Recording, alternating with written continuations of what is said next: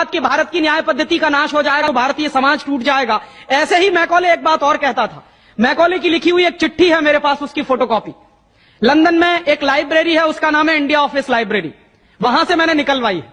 India office library में से ऐसे कुछ 50,000 से ज्यादा डॉक्यूमेंट्स मैं निकाल के लाया और वहां के कई लोगों की मदद से हमने वो निकलवाए हैं। तो उनमें एक चिट्ठी है मैकॉले की, वो उसके अपने पिताजी को उसने लिखी है। जब वो यहां ऑफिसर बन के आया है तो मैकॉले क्या लिख रहा है कि भारतीय समाज को अगर बर्बाद करना है तो भारतीय न्याय पद्धति बर्बाद करो। तो वो करने के लिए उसने आईपीसी बना दिया, सीआरपीसी बना दिया, सीपीसी बना दिया और बर्बाद हुई। दूसरी बात वो कहता था कि भारतीय समाज को बर्बाद करना है तो भारतीय शिक्षण पद्धति का नाश करो। तो मैकॉले कहा करता था कि जो भारतीय शिक्षण पद्धति है, वो खुद मानता था इस बात को, यह दुनिया की सबसे ज्यादा विकसित और सबसे अच्छी पद्धति।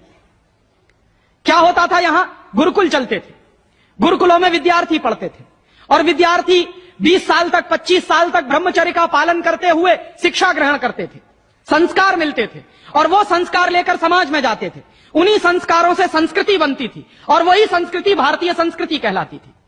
ऋषि थे, मुनि थे, बड़े बड़े ज्ञानी थे, महात्मा थे, वो गुरुकुलों को चलाया करते थे और सारे के सारे गुरुकुल जो चला करते थे उनमें वेदों का अध्ययन, पुराणों का अध्ययन, उपनिषदों का अध्ययन, जो भारतीय ज्ञान है, जो भारतीय मनीषा है, उन्हीं सबका अध्ययन संस्कृत के माध्यम से कराया जाता था। मैकॉले ने क्या किया कि गुरुकुलों का नाश अगर करना है तो उसने एक कानून बनाया। क्या कानून बनाया? संस्कृत में जितने विद्यालय इस देश में चलते थे, हिंदुस्तान में अंग्रेजों के जमाने में, उन सबको उसने इल्लीगल घोषित किया, गैर कानूनी। और उसने प्रतिबंध लगा दिया कि संस्कृत भाषा के माध्यम से कोई भी गुरुकुल चलेगा उसको अंग्रेजी सरकार मान्यता नहीं देगी। तो मान्यता किसको देगी? अंग्रेजी के माध्यम से जो कॉन्वेंट स्कूल चलेंगे उनको अंग्रेजी सरकार मान्यता देगी। और उसके लिए बाकायदा उसने कानून बनाया। उस कानून का नाम है इंडियन एजुकेशन एक्ट। और यह इंडियन एजुकेशन एक्ट लागू हुआ 1858 में, आज से लगभग 140 साल पहले। तो 140 साल पहले जो कानून लागू हुआ था अंग्रेजों के जमाने में, वही कानून आज भी चल रहा है।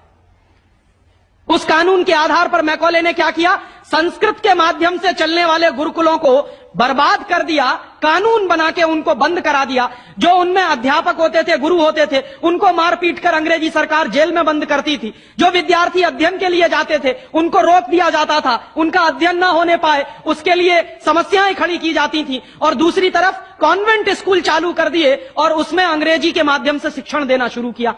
एक दिन उसने अपने बाप को चिट्ठी लिखी और इस चिट्ठी में उसने ये लिखा कि मैंने हिंदुस्तान में एक ऐसी शिक्षण पद्धति पैदा कर दी है जिसमें अगर हिंदुस्तानी विद्यार्थी पढ़ेंगे तो पढ़कर निकलने के बाद वो शरीर से हिंदुस्तानी होंगे, दिमाग से सब अंग्रेज हो जाएंगे।